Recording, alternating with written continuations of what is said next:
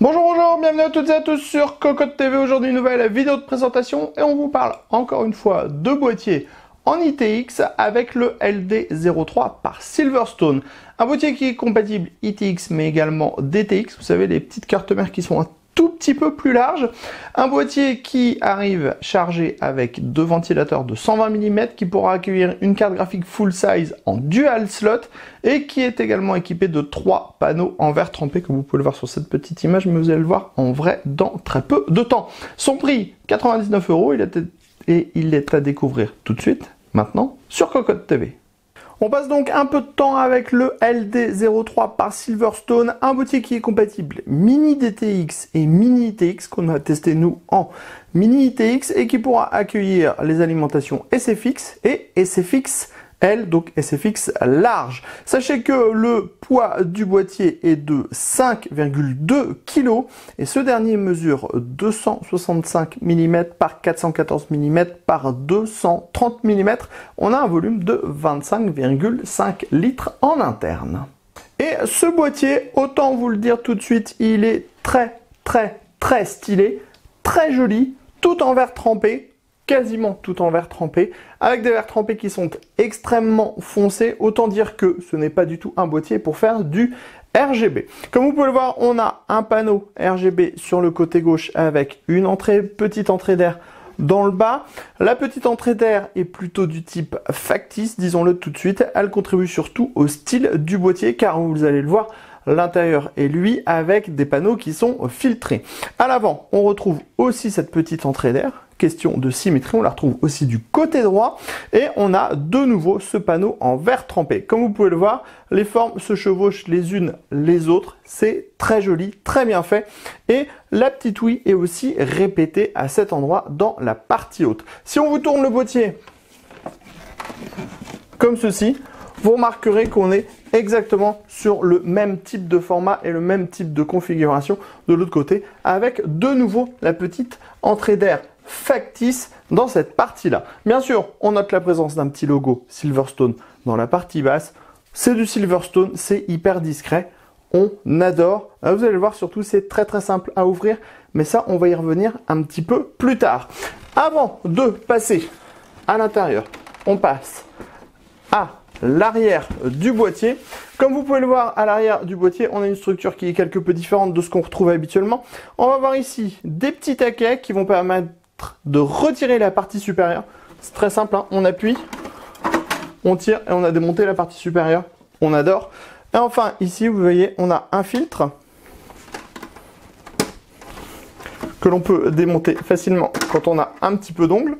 Et ce filtre vient tout simplement protéger le ventilateur de l'alimentation qui est placé ici en aspiration. On reviendra sur le montage justement de cette machine. Sachez qu'on a déjà tout monté à l'intérieur parce que c'est beaucoup plus simple pour la présentation et c'est beaucoup plus simple pour se rendre compte de la structure interne de ce boîtier. On remet donc le filtre en place. C'est déjà fait, c'est hyper rapide. On remet la partie haute en place. On clipse, c'est fait, et comme ça on peut découvrir la partie arrière du boîtier. La partie arrière, comme vous pouvez le voir, elle est constituée d'un énorme filtre qui pourrait accueillir du 200 mm, mais on n'a pas de 200 mm dans ce boîtier. On va retrouver ici la partie arrière avec ici une entrée d'air ou un dispositif qui pourra permettre d'installer des très grandes cartes graphiques, puisque la carte graphique pourra dépasser de 4 cm, comme ceci.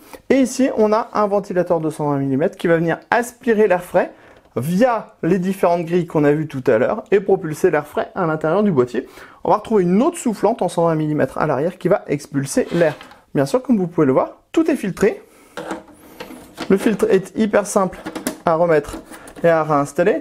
On a des petits clips, on appuie comme ceci et c'est réinstallé. C'est vraiment bête comme chou, simple comme bonjour. Mais comme on le disait, si on veut en savoir plus de ce boîtier, il faut ouvrir les portes. Et vous allez voir, là aussi, c'est simple comme bonjour. Bonjour. Voilà, c'est démonté. On a des petits ergots en plastique qui viennent se clipser à l'intérieur d'ergots ici. Et on a juste à tirer légèrement et ça ouvre le boîtier. Alors, on vous montre pour les deux autres panneaux en verre trempé parce que c'est aussi extrêmement simple. On a des petites tirettes. On prend la tirette, on tire la porte et c'est démonté. De l'autre côté, tirette, tirette, on tire et ça se démonte. Et pour la partie supérieure, on vous l'a déjà dit, on appuie en haut sur les deux tirettes, on pousse et le boîtier est maintenant intégralement démonté. Alors, comme vous pouvez le voir, on a installé notre configuration à l'intérieur de ce dernier. On va retrouver la carte graphique sur le côté gauche. Vous pouvez voir, elle peut être vraiment relativement profonde. Pas de souci à ce niveau-là. Silverstone a vraiment prévu beaucoup de place à l'intérieur du boîtier pour pouvoir mettre de la carte graphique full size si on a envie, voire même plus que full size, puisque vous voyez, cette carte graphique, elle loge sans aucun problème à l'intérieur. On va d'ailleurs revenir tout de suite sur les cartes graphiques que l'on peut placer à l'intérieur.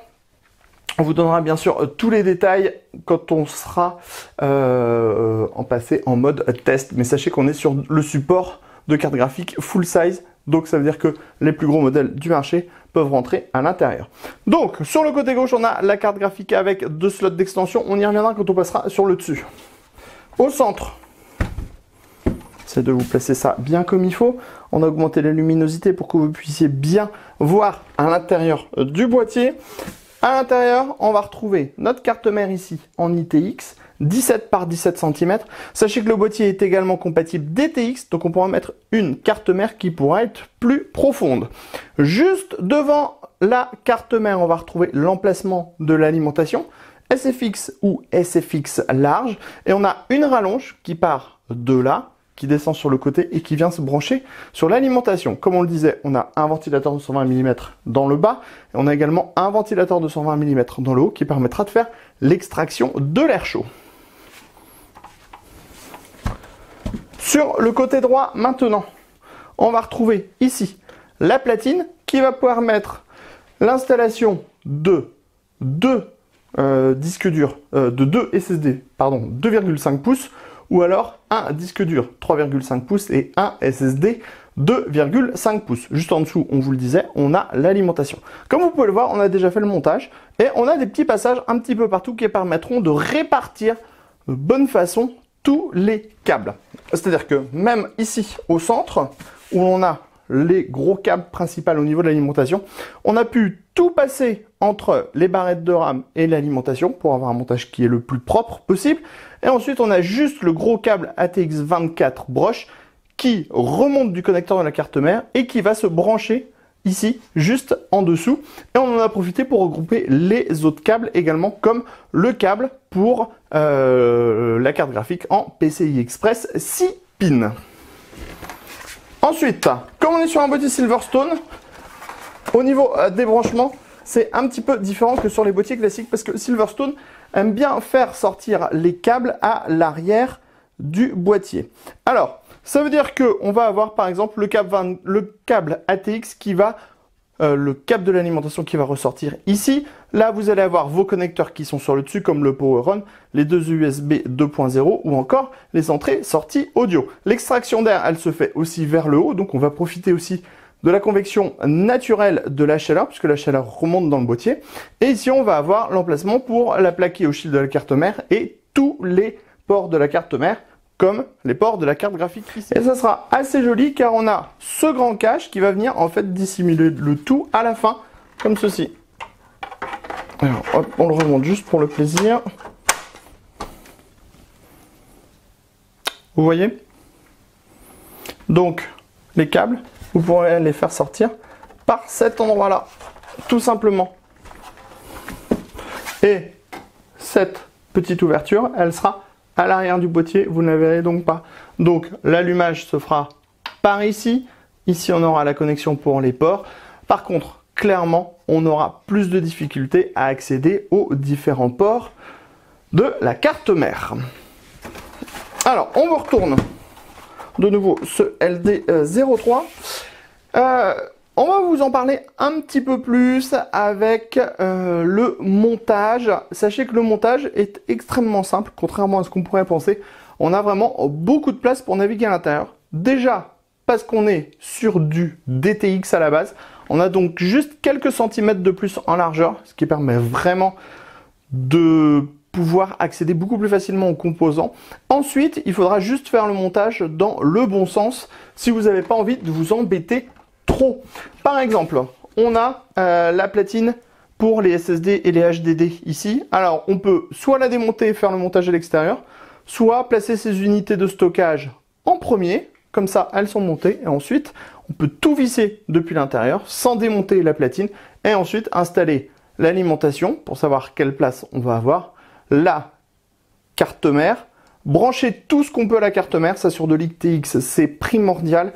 Dès qu'on branche la carte mère, on vient brancher tout le reste, à savoir les câbles SATA, les câbles power, les différents câbles à mettre sur le power on, le reset ou encore les USB, parce que une fois qu'on aura installé tout le composant, vous voyez, on a beaucoup moins de place pour pouvoir passer ses petits doigts partout. Ensuite, on enchaîne avec la carte graphique et enfin, on termine justement avec tout le câblage. Comme vous le disais en début de vidéo, le boîtier est très simple à monter et démonter. D'ailleurs, vous le remontez avant de terminer cette vidéo. Il faut juste prendre les bons panneaux pour les bons endroits. On remet le panneau, on clipse. Vous voyez, c'est attaché. On reprend le panneau en verre trempé. On pourrait presque le faire même les yeux fermés, parce que vous voyez, on peut même le faire sans voir où on en est derrière. Et enfin, on prend la partie avant, qu'on va venir juste pousser. Et ça y est, le boîtier est intégralement remonté. Vous voyez, c'est vraiment très simple.